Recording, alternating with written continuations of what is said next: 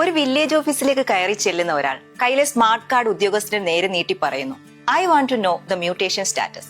ഉദ്യോഗസ്ഥൻ ആ കാർഡ് വാങ്ങി കമ്പ്യൂട്ടറിൽ എന്തൊക്കെയോ ചെയ്ത് നിമിഷങ്ങൾക്കകം തിരിച്ചു കൊടുക്കുന്നു.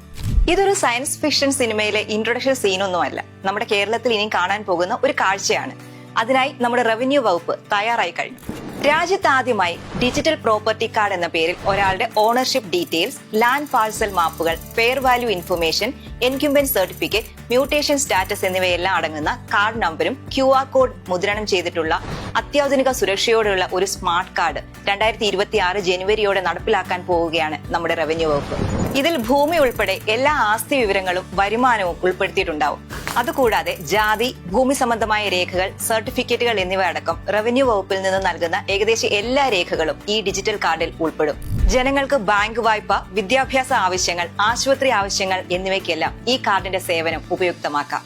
ആദ്യഘട്ടത്തിൽ കേരളത്തിൽ ഡിജിറ്റൽ സർവേ പൂർത്തിയായ ഇടങ്ങളിൽ പ്രോപ്പർട്ടി കാർഡിന്റെ സേവനങ്ങൾ നടപ്പിലാക്കും. എല്ലാവർക്കും ഭൂമി, എല്ലാ ഭൂമിക്കും രേഖ, എല്ലാ സേവനങ്ങളും സ്മാർട്ട് എന്ന മുഖമുദ്രാവാക്യം വെറും വാക്കുകളല്ലെന്ന് തെളിയിക്കുകയാണിവിടെ.